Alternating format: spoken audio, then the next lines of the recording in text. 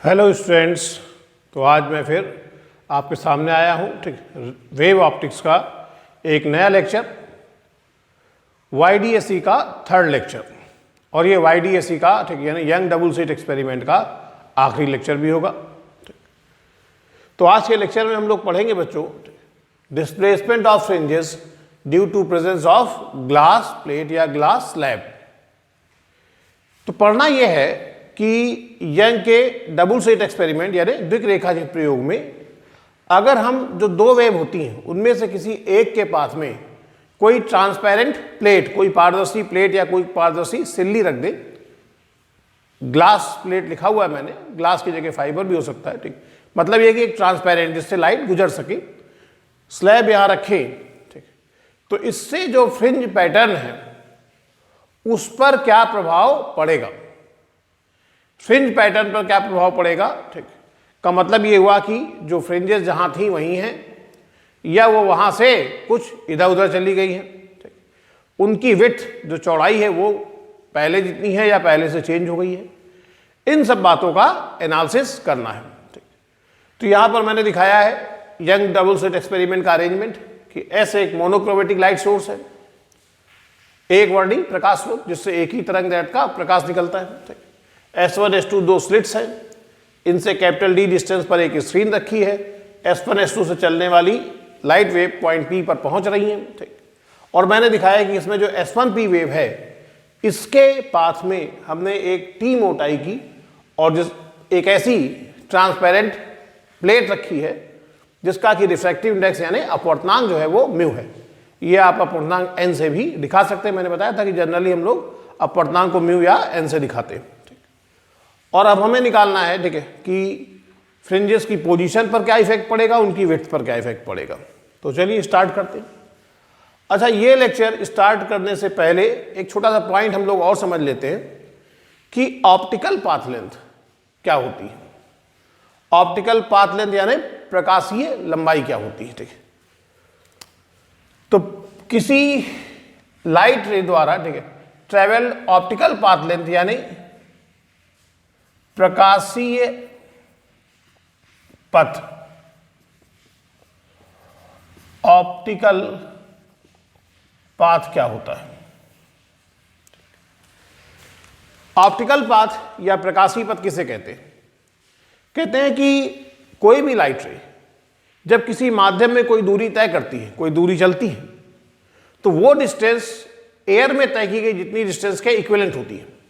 वास्तव में तो कहना चाहिए कि वैक्यूम में ट्रेवल जितनी डिस्टेंस के इक्विवेलेंट होती है, तो वैक्यूम में डिस्टेंस ट्रेवल, वो डिस्टेंस जो है वो मीडियम में ट्रेवल डिस्टेंस का ऑप्टिकल पाथ कहलाती है।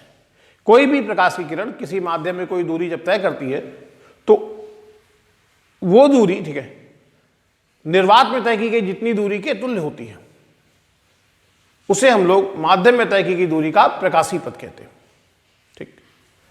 अब वैक्यूम की जगह हम लोग एयर भी बोल देते हैं क्योंकि रिफ्रैक्टिव इंडेक्स यानी अपवर्तनांक हम दोनों का 1 लेते हैं। तो प्रकाशीय पथ क्या होता है? किसी प्रकाश किरण द्वारा किसी माध्यम में तय की गई कोई दूरी वायु में तय की गई जितनी दूरी के तुल्य हो। अब ये कैसे निकालेंगे कि मान लो ग्लास में उसने 5 सेंटीमीटर की डिस्टेंस चली, तो ये एयर में तय की गई कितनी दूरी के इक्विवेलेंट है। उसके लिए हम ये देखेंगे कि ग्लास में 5 सेंटीमीटर की दूरी तय करने में उसे जितना समय लगा, इतने ही समय में ये एयर में कितनी डिस्टेंस चली जाती, ठीक है। एयर में स्पीड बढ़ जाती है तो एयर में कितनी डिस्टेंस चली जाती, ठीक, जितनी डिस्टेंस चल लेती, ठीक, मान लीजिए 7.5 चल लेती एयर में, तो कांच में तय की गई दूरी कितनी है 5, और उतने ही समय में एयर में कितनी डिस्टेंस ट्रेवल करेगी 7.5। तो ये 7.5 जो है ये प्रकाश किरण द्वारा कांच में तय किया गया प्रकाशीय पथ कहलाता है। समझ आ गई बात? देखते जरा यहां पर मान लीजिए कि कोई ग्लास स्लैब है और इसकी मोटाई जो है वो D है, एक लाइट रे इसमें जाकर बाहर आती है, इसका रिफ्रैक्टिव इंडेक्स म्यू है। हमें निकालना है कि प्रकाश किरण ने इस कांच को पार करने में कितनी दूरी तय की, D। किसी मीडियम में जो वो एक्चुअल में पाथ तय करती है उसे हम उसका ज्यामितीय पथ कहते हैं। तो इस प्रकाश किरण का ज्यामितीय पथ यानी ज्योमेट्रिकल पाथ जो है वो D है। ऑप्टिकल पाथ यानी प्रकाशीय पथ क्या होगा? तो हमें देखना पड़ेगा कि ये D दूरी जो इसने कांच में तय की है ये वायु में तय की गई कितनी दूरी के इक्विवेलेंट है, और वो कैसे देखेंगे, पहले देखें कांच पे डी दूरी पार करने में से कितना समय लगा। मान लें कि अगर कांच में इस लाइट की स्पीड क्या है, v है, तो टाइम आ जाएगा d अपॉन वी। भाई time equal to distance upon speed. ये t टाइम लगा उसे कांच की प्लेट को पार करने में, तो इसी टाइम t में ये एयर में कितनी डिस्टेंस ट्रेवल करेगी, वही कहलाएगा इसका ऑप्टिकल पाथ लेंथ। तो निकालना t समय में वायु में कितनी दूरी तय होगी, तो distance equal to time into speed, और एयर में स्पीड को c से दिखाते हैं, तो t की जगह हम लोगों ने यहां लिख दिया d अपॉन वी और आगे c, तो ये हो गया c upon V into D. Clear है। ये क्या है, वायु में प्रकाश की चाल बटे कांच में प्रकाश की चाल, speed of light in air upon speed of light in glass. तो आप जानते हैं ये ग्लास का रिफ्रैक्टिव इंडेक्स हो जाएगा, नहीं हो जाएगा। किसी माध्यम का अपवर्तनांक क्या होता है, आपने रे ऑप्टिक्स में पढ़ा है कि वायु में प्रकाश की चाल या निर्वात में प्रकाश की चाल बटे माध्यम में प्रकाश की चाल। ठीक, तो speed of light in vacuum और air upon speed of light in glass is called refractive index of glass. ठीक, और रिफ्रैक्टिव इंडेक्स ग्लास का क्या है, म्यू, तो म्यू इंटू डी। तो अगर कोई प्रकाश की किरण किसी माध्यम में डी दूरी तय करती है, तो ये डी उसका ज्यामितीय पथ, ज्योमेट्रिकल पाथ कहलाता है, और ये वायु में तय की गई जितनी दूरी के तुल्य होता है उस दूरी को हम लोग प्रकाशीय पथ कहते हैं। ठीक, और वो यहाँ कितना आया, म्यू डी आया। यानी सिंपल ज्योमेट्रिकल पाथ में अगर म्यू से मल्टीप्लाई कर दें तो वो ऑप्टिकल पाथ निकल आता है। ठीक, समझ आई बात। ये ऑप्टिकल पाथ हम लोग क्यों पढ़ रहे हैं, क्योंकि जब दो तरंगे अलग अलग रास्तों से किसी पॉइंट पर पहुंचती हैं और हमें उनका पथांतर निकालना होता है, पाथ डिफरेंस, तो वास्तव में वो ऑप्टिकल पाथ डिफरेंस होता है, यानी उनके द्वारा तय किए गए प्रकाशीय पथों का जो अंतर होता है उसे हम लोग पथांतर कहते हैं। इससे पहले सर जी आपने ये तो नहीं बताया था, क्योंकि इससे पहले दोनों रे जो है वो S1 से चलने वाली और S2 से चलने वाली दोनों रे एयर में चल रही थी। इस बार एक रे तो एयर में चल रही है, लेकिन दूसरी रे जो है वो एयर में चलते चलते ग्लास में आ जाती है, यानी पूरी डिस्टेंस वायु में तय की गई नहीं है। तो S2P तो चूंकि वायु में ही तय की गई दूरी है, तो ये ऑलरेडी प्रकाशीय पथ हो गया, लेकिन S1P अब ये पूरी तरीके से एयर में तय की गई दूरी नहीं है, तो हमें इसका ऑप्टिकल पाथ निकालना पड़ेगा। यानी हमें ये निकालना पड़ेगा कि ये दूरी कितने इस दूरी के इक्विवेलेंट प्रकाशीय पथ कितना है, यानी ये दूरी वायु में तय की कितनी दूरी के तुल्य है। फिर हम S2P में से S1P नहीं घटाएंगे, बल्कि S1P का प्रकाशीय पथ घटाएंगे। दो तरंगों द्वारा तय किए गए प्रकाशीय पथों का अंतर जो होता है, और प्रकाशीय पथ क्या होता है, कोई दूरी वायु में तय की गई कितनी दूरी के इक्विवेलेंट है। प्रकाशीय पथों का जो अंतर होता है वो कहलाता है पथांतर या पाथ डिफरेंस। क्लियर है। तो चलिए निकालते हैं हम लोग इसमें, यहां पर अब टॉपिक अपना स्टार्ट करते हैं।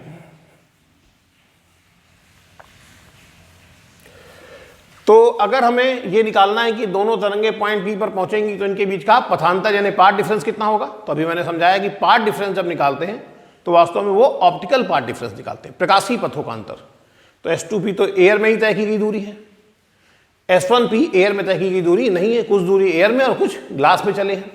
तो हमें निकालना चाहिए कि इसका प्रकाशीय पथ कितना है, और प्रकाशीय पथ निकालने का जो अभी तरीका बताया था उसके हिसाब से पहले हम निकालें कि S1 से P तक पहुंचने में से कितना समय लग रहा है। तो टाइम निकालेंगे अगर हम लोग S1 से P तक पहुंचने का टाइम, तो S1P में से T घटा दो, क्योंकि T जो डिस्टेंस है ये कांच में तय की गई है, तो S1P में से T माइनस किया तो S1P माइनस T, इतनी डिस्टेंस तो एयर में ही तय की गई है ना। तो S1P माइनस T, इतनी डिस्टेंस तो एयर में ही चले। एयर में लाइट की स्पीड क्या होती है, c, तो इस दूरी को पार करने में कितना समय लगा होगा, S1P minus T upon C। ठीक है, S1P minus T upon C। Direct optical path भी हम लिख सकते हैं, जो अभी हमने फॉर्मूला बताया था म्यू डी बना था उससे, लेकिन हम इसको ऐसे ही कर रहे हैं थोड़ा सा। तो टाइम निकाला यहां से यहां तक पहुंचने का, S1P minus T upon C। ये पूरा S1 से P तक पहुंचने में समय नहीं है, ये है S1 से P तक जाने में जितनी डिस्टेंस उसने एयर में ट्रेवल की, कितनी, यहां से यहां तक और यहां से यहां तक, उसे तय करने में लगा समय। और अब सोचिए कांच, बीच में T दूरी कांच में चला है, कांच में लाइट की स्पीड जो है ग्लास में वो हम लोग अगर V मान लें तो T अपॉन V भाई दूरी बटे समय, ये कांच को पार करने में लगा समय हो गया। तो कुल मिलाकर के ये जो आया है, ठीक, ये S1 से P तक पहुंचने में लगा समय आ गया। तो अब हम निकालेंगे, ठीक है, जब समय निकला है तो हम निकालेंगे इतने ही समय में लाइट रे एयर में कितनी डिस्टेंस ट्रेवल करती, और एयर में जितनी डिस्टेंस ट्रेवल करती वो S1P की का प्रकाशीय पथ कहलाएगा। ठीक, तो optical path length, optical path length, ठीक, यानी प्रकाशीय पथ किसका, ऑफ S1P। S1P ने कितना ऑप्टिकल पाथ तय किया इस रे ने, ठीक है, तो इतने ही समय में वायु में कितनी दूरी तय होती है, और दूरी बराबर क्या होता है, चाल गुणे समय, distance equal to speed into time. Air में स्पीड c होती है और टाइम इतने टाइम में, तो ये टाइम हमने ले लिया S1P minus T upon C plus T upon B, C का अंदर मल्टीप्लाई करेंगे तो ये आ जाएगा S1P minus T plus C upon V into T. Clear है? और ये सी अपॉन वी आप जानते म्यू हो जाएगा, एयर में लाइट की स्पीड अपॉन ग्लास में लाइट की स्पीड, ये ग्लास का रिफ्रैक्टिव इंडेक्स हो जाएगा जो म्यू माना हुआ है हम लोगों ने। ठीक, तो जो ऑप्टिकल पाथ लेंथ आ गई, ऑप्टिकल पाथ लेंथ किसकी, of S1P, optical path length of S1P ये हो जाएगी S1P minus T plus mu T, S1P minus T plus mu T. ठीक, क्योंकि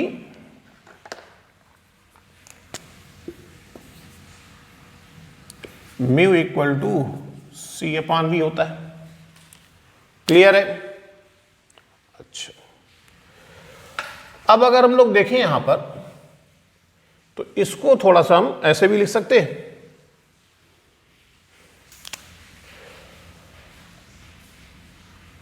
optical path length of S1P,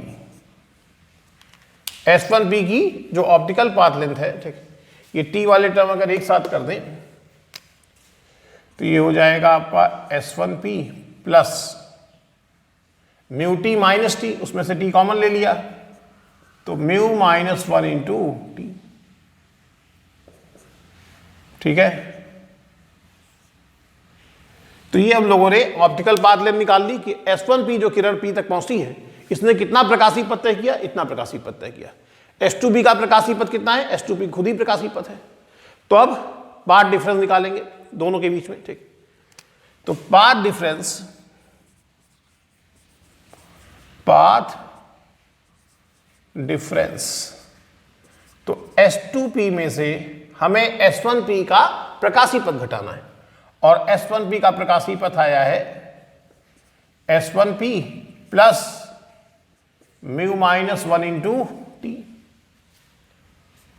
तो ये हो जाएगा आपका S2P minus S1P minus mu minus 1 into T. S2P minus S1P ये तब का पाथ डिफरेंस होता है जब यहां ये ग्लास स्लैब नहीं थी। और कल मैंने आपको बताया था कि अगर आपको ये पाथ डिफरेंस याद रहे यंग डबल स्लिट एक्सपेरिमेंट में तो ज़्यादा अच्छा है। इसको फॉर्मूले के रूप में याद रखिए कि S1 S2 चलने रे जब पॉइंट बी पर पहुंचती हैं तो उनके बीच का जो पाथ डिफरेंस होता है वो XM small D upon capital D होता है। तो यहां पे हम लोग लिख सकते हैं, तो जो पाथ डिफरेंस आया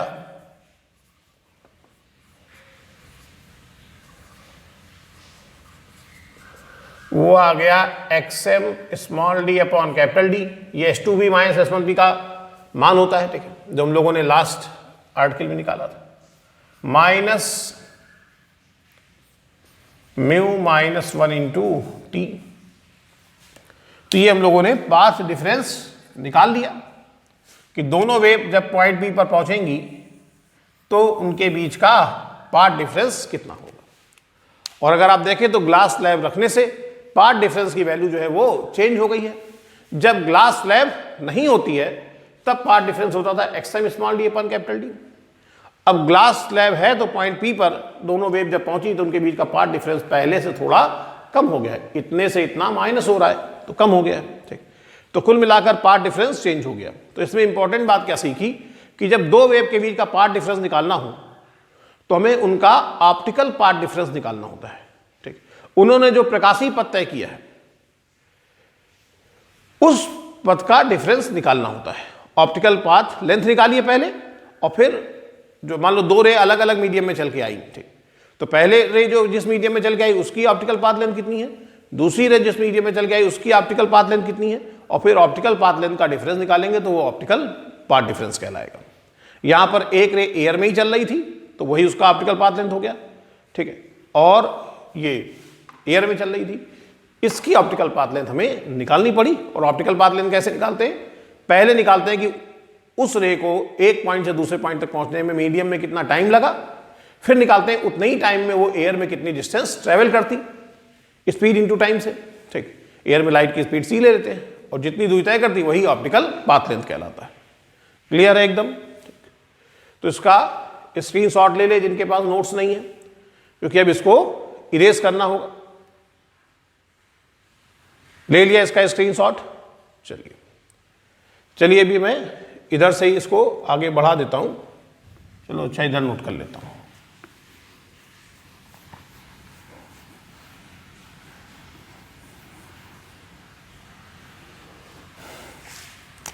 तो जो पाथ डिफरेंस निकल करके आया, पाथ डिफरेंस जो निकल करके आया वो है XM small D upon capital D minus mu minus 1 into T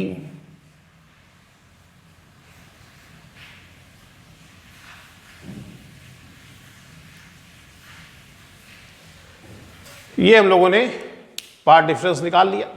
ठीक, अब अगर हम ये मान लें कि पॉइंट पी पर mth ब्राइट फ्रिंज बन रही है, ठीक, अगर हम लोग मान लें कि पॉइंट पी पर mth ब्राइट फ्रिंज बन रही है, तो फॉर mth ब्राइट फ्रिंज हमने मान लिया कि भाई पॉइंट पी पर mth ब्राइट फ्रिंज बन रही है। अब ब्राइट फ्रिंज बनने का मतलब वहां कंस्ट्रक्टिव इंटरफेरेंस हो रहा है, भाई डीप फ्रिंज बनने का मतलब संबोधित वितरण हो रहा है और कंस्ट्रक्टिव इंटरफेरेंस हो रहा है, तो ये पाथ डिफरेंस बराबर होगा किसके, लैम्डा 2 लैम्डा 3 लैम्डा 4 लैम्डा इनके। अब चूंकि माना है वहां पर आपने mv डीप फ्रिंज बन रही है, mth ब्राइट फ्रिंज बन रही है, तो निश्चित रूप से पाथ डिफरेंस किसके बराबर होगा, m लैम्डा के बराबर होगा। तो xm small D upon capital D minus mu minus 1 into T equal to m lambda. अगर mth ब्राइट फ्रिंज बन रही है तो ये पाथ डिफरेंस इतना हो जाएगा। यहां से हम लोग xm की वैल्यू निकालते हैं।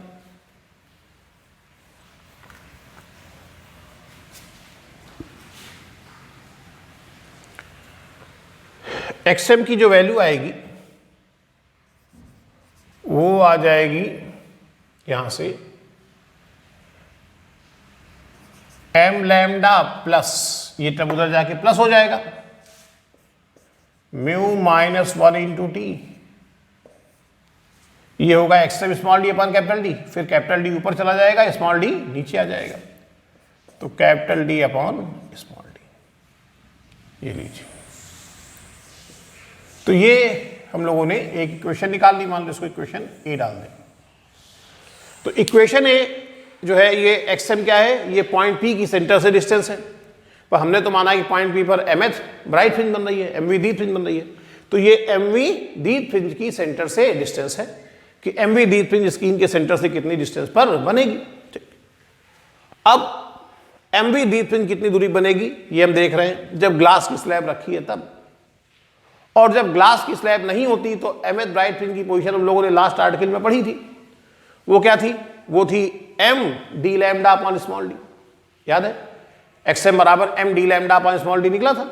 ठीक, खैर अगर वो नहीं याद है तो हम लोग इसी से निकाल सकते हैं कि अगर ये ग्लास स्लैब ना होती, ठीक,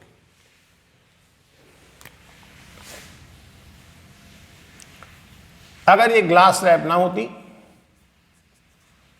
इन the absence of glass plate, the position of mth bright fringe,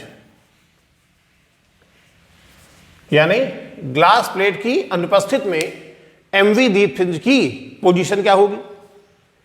तो अगर निकालना है तब क्या होगी, तो ग्लास प्लेट नहीं तो यहां t बराबर क्या रख दो, 0 रख दो। जब t 0 रखोगे तो टर्म 0 हो जाएगा, ठीक। और तब की पोजीशन को मान लिया xm डैश से दिखा दें, तो xm डैश इक्वल टू, ये तो 0 हो गया, तो ये आ जाता है m d lambda upon small d। और यही तो हम लोगों ने पढ़ा था पिछले आर्टिकल में, यंग डबल स्लिट एक्सपेरिमेंट में, यही तो हम लोगों ने पढ़ा था। mth bright fringe, mth dark fringe की पोजीशन निकालने का फार्मूला पढ़ा था, ठीक।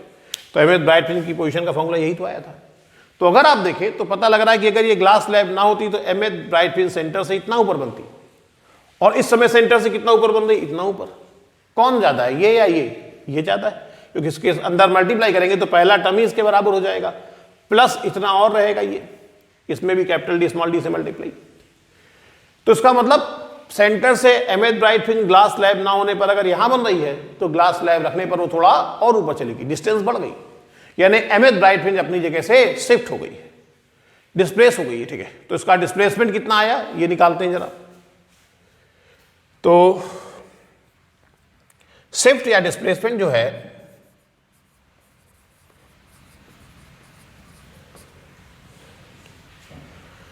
तो डिस्प्लेसमेंट मान लीजिए हम x0 से दिखाएं तो डिस्प्लेसमेंट कैसे निकलेगा, xm में से xm डैश माइनस कर दीजिए। अरे भाई पहले मान लीजिए जब ग्लास स्लैब नहीं होती अगर तो सेंटर से 5 सेंटीमीटर ऊपर बनती, और अगर ग्लास स्लैब है तो मान लीजिए 7 सेंटीमीटर ऊपर बन रही है, तो कितना ऊपर शिफ्ट हो गई, 2 सेंटीमीटर। तो ग्लास की स्लैब रखने पर ज्यादा ऊपर बन रही है, ना होती ग्लास स्लैब तो कम ऊपर बनती, तो ये कितना शिफ्ट हो जाता है ग्लास स्लैब के कारण, तो कैसे निकालोगे। उसके लिए हम लोग xm में से xm डैश क्या कर देंगे, घटा देंगे, ठीक। चलिए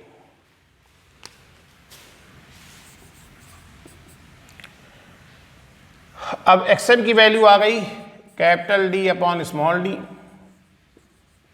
m lambda plus mu minus 1 into T minus m d lambda upon small d। तो ये कैंसिल हो जाएगा, ठीक। और जब इसको अंदर ब्रैकेट में मल्टीप्लाई करेंगे तो capital D upon small d m lambda इससे कैंसिल हो जाएगा, और capital D upon small d का इसमें मल्टीप्लाई हो जाएगा। तो x0 बराबर आएगा capital D upon small d mu minus 1 into T. तो ये हम लोगों ने फ्रिंज शिफ्ट का फॉर्मूला निकाल लिया।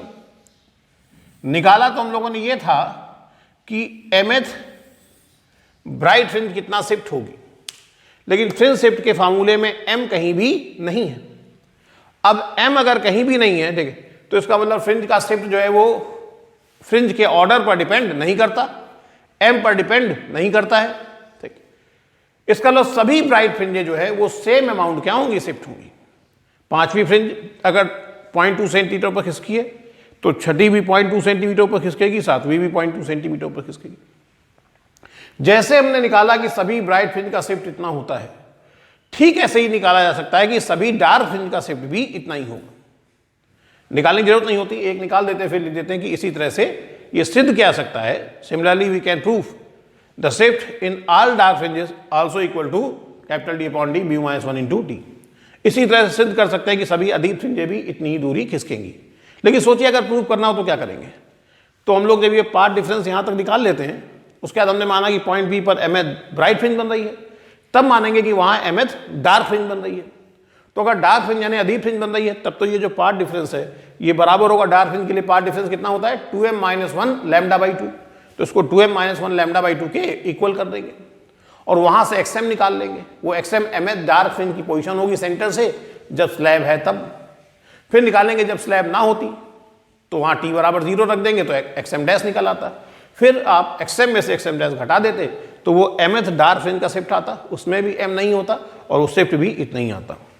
इसका मतलब ये हुआ कि जब हम किसी एक वेव के पाथ में एक ये ट्रांसपेरेंट प्लेट लगाते हैं तो सभी ब्राइट और सभी डार्क फ्रिंजें सेम अमाउंट सेम डायरेक्शन में शिफ्ट हो जाती हैं। अगर वो सेम अमाउंट सेम डायरेक्शन में शिफ्ट हो रही है, यानी ये फ्रिंज अगर इतना ऊपर गई तो दूसरी फ्रिंज भी इतना ही ऊपर गई, इसका मतलब ये हुआ कि फ्रिंजों के बीच का जो गैप है वो तो चेंज ही नहीं हुआ। कि भाई बोर्ड पर जो पट्टीदार ऐसे एक फिगर बन रहा था, समझिए पूरा फिगर ही ऊपर शिफ्ट हो गया, क्योंकि अगर ये फ्रिंज 2 सेंटीमीटर ऊपर शिफ्ट हुई है तो उसके ऊपर वाली भी 2 सेंटीमीटर ऊपर शिफ्ट हो गई, तो इनके बीच के गैप में तो कोई चेंज ही नहीं हुआ। तो इसका मतलब 2 क्रमागत दीप्त या 2 क्रमागत अदीप्त फ्रिंजों के बीच की दूरी में कोई परिवर्तन नहीं हुआ होगा। और 2 क्रमागत दीप्त या 2 क्रमागत अदीप्त यानी 2 सक्सेसिव ब्राइट या 2 सक्सेसिव डार्क फ्रिंजों के बीच की डिस्टेंस में कोई चेंज नहीं हुआ, इसका मतलब फ्रिंज विड्थ चेंज नहीं हुई, फ्रिंज की चौड़ाई जो है वो चेंज नहीं होती।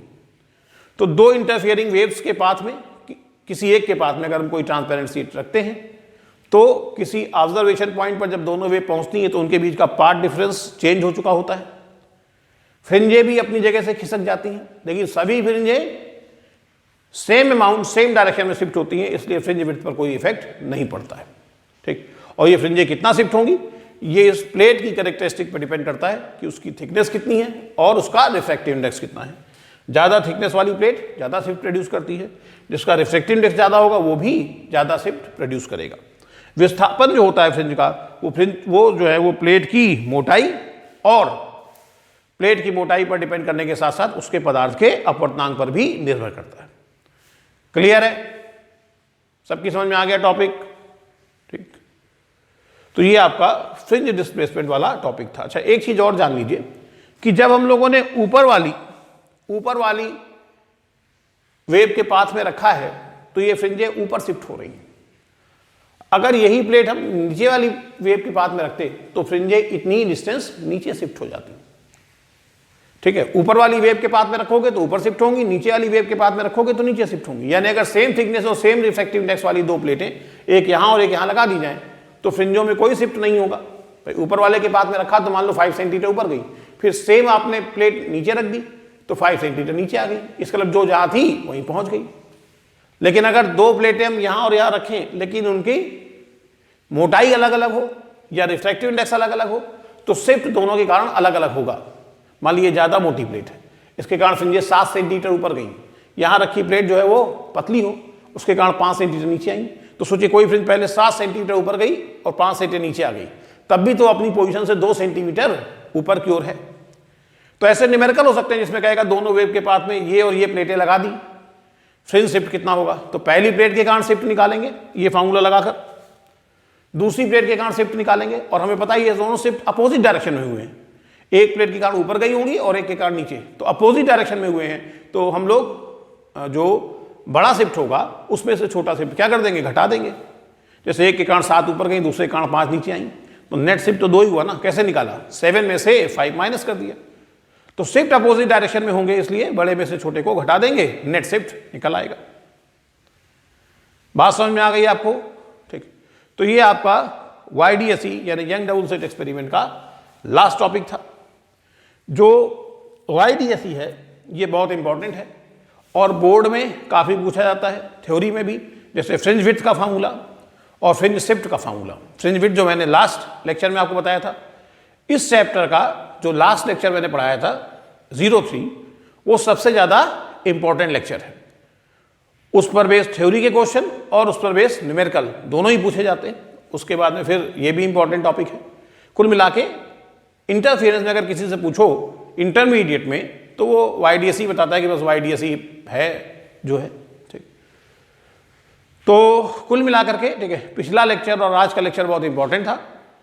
तो ये पिछला आपने देख लिया होगा, ऐसी मैं उम्मीद करता हूँ। ठीक, तैयार कर लिया होगा। तो अब ये लेक्चर जो है इसको आपको अच्छे से तैयार करना है। ठीक, इसका एक स्क्रीनशॉट ले लीजिए, पूरे का स्क्रीनशॉट ले लीजिए। ले लिया स्क्रीनशॉट। तो अब हम लोग इसमें इस पर बेस कुछ एक न्यूमेरिकल जो है वो लगाएंगे। तो देखते हैं इस पर बेस न्यूमेरिकल किस तरह से लगेंगे हमारे। तो चलिए स्टार्ट करते हैं न्यूमेरिकल्स। पहला न्यूमेरिकल ये है कि यंग डबल स्लिट एक्सपेरिमेंट में स्क्रीन जो है वो स्लिट से 100 सेंटीमीटर की डिस्टेंस पर रखी है और स्लिटों के बीच का जो सेपरेशन है वो 0.5 मिलीमीटर है। जब किसी एक स्लिट से निकलने वाली वेव के पाथ में हम एक ट्रांसपेरेंट प्लेट रखते हैं ग्लास की, जिसका रिफ्रैक्टिव इंडेक्स 1.56 है, अपवर्तनांक 1.56 है, तो देखा यह जाता है कि जो 10वीं डीप फ्रिंज है वो 12 मिलीमीटर विस्थापित हो जाती है। 10th ब्राइट फ्रिंज का जो डिस्प्लेसमेंट है वो 12 मिलीमीटर है। आप जानते हैं कि इसमें जो 10th बोला गया है ये सिर्फ आपको कंफ्यूज करने के लिए बोला गया है, क्योंकि फ्रिंज का शिफ्ट जो होता है वो फ्रिंज के ऑर्डर पर डिपेंड नहीं करता। अगर 10वीं डीप फ्रिंज 12 मिलीमीटर अपनी जगह से खिसकी है तो सभी फ्रिंजें जो है वो इतनी दूरी जो है वो क्या होंगी, खिसकेंगी। तो इसमें हमारे मतलब की बात 10th नहीं है, मतलब की बात यह है कि फ्रिंज का जो डिस्प्लेसमेंट है वो 12 मिलीमीटर है। आपको ये बताना है कि जो प्लेट हमने यहाँ रखी है उसकी थिकनेस क्या होगी। प्लेट की थिकनेस आपको निकालनी है, तो चलिए निकाल लेते हैं टी की वैल्यू। सीधे से फार्मूला बेस्ड सवाल है, ठीक। फार्मूला हमको अप्लाई करना है, x not equal to capital D upon small d mu minus 1 into T. और क्या निकालना है आपको, प्लेट की थिकनेस। तो यहां से t की वैल्यू आ जाएगी x not d upon capital D mu minus 1, बल्कि कैप स्मॉल डी ऊपर आएगा और ये नीचे आ जाएगा, ये टी की वैल्यू आ गई। अब आप देख लीजिए कि इसमें कौन सी चीज ऐसी जो आपको नहीं पता है, सब पता है। एक्स नॉट फ्रिंज का डिस्प्लेसमेंट 12 मिलीमीटर, उसको भी आप मीटर या सेंटीमीटर में कन्वर्ट करके रखिए। सभी distance x not, small D और कैपिटल डी एक ही सिस्टम में रख लीजिए, या तो सबको सेंटीमीटर में या सबको मीटर में कन्वर्ट कर लीजिए, और टी फिर उसी में निकल आएगा। अगर आपने सबको मीटर बदला है तो टी मीटर में निकल आएगा। अब देखिए इसमें एक्स नॉट पता है, स्मॉल डी पता है, कैपिटल डी पता है और म्यू पता है, तो सारी वैल्यू जो है वो पता है, सिर्फ कैलकुलेशन करनी है जो कि आप कर लेंगे। समझ में आ गया न्यूमेरिकल आपको? चलिए अच्छी बात। तो इसमें तो कुछ था नहीं, ये सीधे से फार्मूला बेस्ड न्यूमेरिकल था। अभी हम लोग क्या करेंगे, अपने अगले न्यूमेरिकल में जाते हैं, ठीक। और अगला न्यूमेरिकल ये है कि यंग डबल स्लिट एक्सपेरिमेंट में जब किसी एक इंटरफियरिंग वेव के पास में हम 1.9 इंटू 10⁻⁶ मीटर मोटी एक ट्रांसपेरेंट शीट रखते हैं जिसका रिफ्रैक्टिव इंडेक्स 1.6 है, तो फ्रिंजे वो कह रहा है कुछ दूरी विस्थापित हो जाती है। सबको पता है कुछ ना कुछ डिस्प्लेसमेंट होगा, ठीक। कह रहा है अब ये प्लेट वापस से हटा देते हैं और स्लिट से स्क्रीन तक की जो डिस्टेंस है इसको अब लोग दुगना कर देते हैं, डबल कर देते हैं। तो स्लिट से लेकर के स्क्रीन तक की डिस्टेंस आपने डबल कर दी, तो कह रहा है कि अब ये देखा जाता है कि दो सक्सेसिव ब्राइट या दो सक्सेसिव डार्क फ्रिंज के बीच की जो दूरी है वो उतनी है जितनी प्लेट रखने पर शिफ्ट प्रोड्यूस हुआ था, ठीक। यानी दो क्रमागत दीप्त या दो क्रमागत अदीप्त फ्रिंजों के बीच की दूरी उतनी ही है जितनी की प्लेट रखने पर विस्थापन उत्पन्न हुआ था। तो कह रहा है बताइए जो लाइट हम यूज कर रहे हैं उसकी वेवलेंथ कितनी होगी। तो इस क्वेश्चन में दी गई कंडीशन है W equal to X not. जब आपने ट्रांसपेरेंट शीट रखी तो जो डिस्प्लेसमेंट आया फ्रिंजों में, जब आपने प्लेट हटाकर स्लिट से स्क्रीन तक की डिस्टेंस दुगनी कर दी यानी d से 2d कर दी, तो जो विड्थ है अब वो दोनों आपस में बराबर है। बस इसी को आप कर लीजिए, न्यूमेरिकल आपका लग जाएगा। तो सवाल में दी गई कंडीशन अप्लाई करने के लिए पहले हम ये निकालते हैं कि फ्रिंज का जो शिफ्ट है वो कितना हुआ होगा जब आपने ट्रांसपेरेंट शीट रखी होगी। तो शिफ्ट तो आप जानते हैं capital D upon small d mu minus 1 into T, ये शिफ्ट हुआ। फिर बाद में फ्रिंज विड्थ कितनी आई जब आपने सीट हटाकर उसके बीच में ट्रांसपेरेंट प्लेट हटाकर आपने स्लिट से स्क्रीन तक की दूरी दुगनी कर दी। तो विड्थ का फार्मूला होता है d lambda upon small d, पर चूंकि यहां पर स्लिट से स्क्रीन तक की डिस्टेंस हमने दुगनी कर दी तो यहां 2d हो जाएगा। अब क्वेश्चन के हिसाब से according to question W equal to X not, question के हिसाब से W और एक्स नॉट बराबर है, तो 2 capital D lambda upon small d equal हो जाएगा capital D small d mu minus 1 into t के। Capital D small d cancel हो जाएगा और बस यहां से आपको लैम्डा की वैल्यू निकालनी है। लैम्डा की वैल्यू आ जाएगी mu minus 1 into T, mu minus 1 into T, और ये 2 को और नीचे ले लो। म्यू और टी चाहिए तो आपको म्यू और टी दिए गए हैं, ठीक, सॉल्व कर लीजिए, क्वेश्चन हो जाएगा आपका। तो बस केवल सवाल में दी गई कंडीशन आपको अप्लाई करनी है, और वो ये है कि प्लेट रखने पर जो विस्थापन उत्पन्न हुआ था, प्लेट हटाकर दूरी दुगनी करने पर उतना ही दो क्रमागत दीप्त या दो क्रमागत अदीप्त फ्रिंजों के बीच की दूरी है।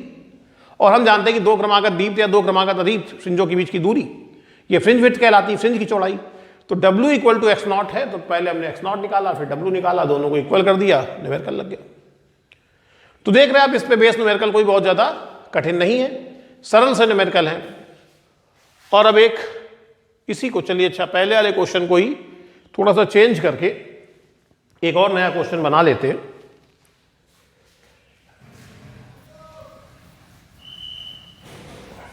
तो चलिए देखते हैं हम लोग इसको।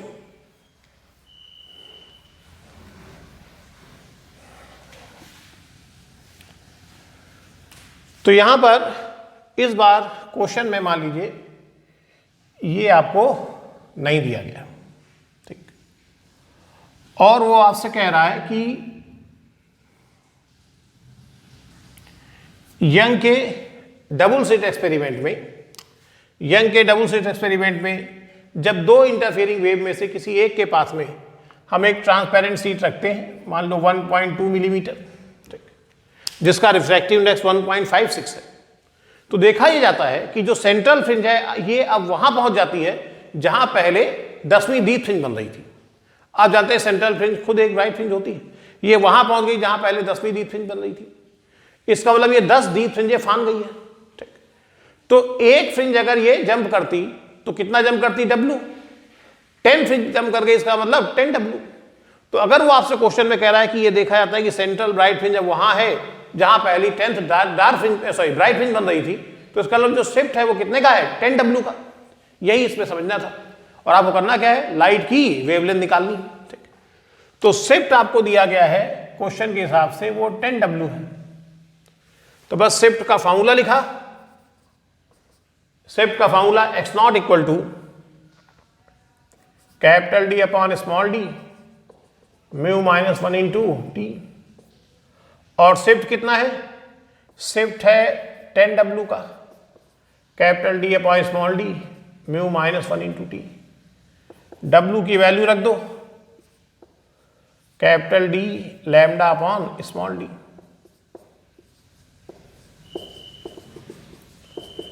बस शिफ्ट 10W, W की वैल्यू पुट कर दी, capital D small d cancel हो गया, और यहां से lambda equal to mu minus 1 into T upon 10। Mu पता है आपको, टी पता है आपको, रख लेंगे, लैम्डा आप जो है वो निकाल सकते हैं। तो ये आपके मैंने कुछ न्यूमेरिकल्स इस पर बेस बताए, उम्मीद है समझ में आ गए होंगे आपको। अब आप इनको देखिए, इससे पहले जो लेक्चर थे उनमें भी मैंने कुछ न्यूमेरिकल्स बताए। मैंने कहा था जो लेक्चर में न्यूमेरिकल में आखिरी में बताता हूं उनके एक रफ कॉपी में लगाते रहिए। चैप्टर अब आपका ये कंप्लीट हो गया है, तो आपको क्या करना है, पहले वो सारे न्यूमेरिकल्स एक बार फिर से देखने हैं, और फिर आपको अपनी टेक्स्ट बुक के न्यूमेरिकल लगाने हैं। इंटरफियरेंस चैप्टर में YDSE, ठीक, यंग डबल स्लिट एक्सपेरिमेंट वाला पार्ट बहुत इंपॉर्टेंट है, जिसमें से पिछला लेक्चर जो था यानी वेव ऑप्टिक्स का लेक्चर नंबर 03 और 04, ये बोर्ड पेपर के लिए थ्योरी में और न्यूमेरिकल में पूछे जाने वाले क्वेश्चंस के लिए बहुत इंपॉर्टेंट है। लास्ट लेक्चर में मैंने फ्रिंज विड्थ का फॉर्मूला बताया था, जो पूरी वेव ऑप्टिक्स का सबसे ज्यादा पूछा जाने वाला क्वेश्चन है, डेरिवेशन इसका फ्रिंज विड्थ का। तो तैयार करिए आप लोग इसको, ठीक, और प्रॉब्लम्स अपनी इकट्ठा करिए, देखिए कौन कौन से न्यूमेरिकल आ रहे हैं, कौन कौन से नहीं आ रहे हैं। पर उससे पहले जो मैंने अलग अलग लेक्चर में आपको न्यूमेरिकल कराए हैं, पहले उनको कराकर फिर आप अपनी टेक्स्ट बुक की एक्सरसाइज में जाएंगे, तो आप ज़्यादा न्यूमेरिकल जो है वो निकाल पाएंगे, ठीक। तो करिए, पढ़ते रहिए, और फिर मिलते हैं अगले लेक्चर में। तब तक अपना ख्याल रखिए। Thank you.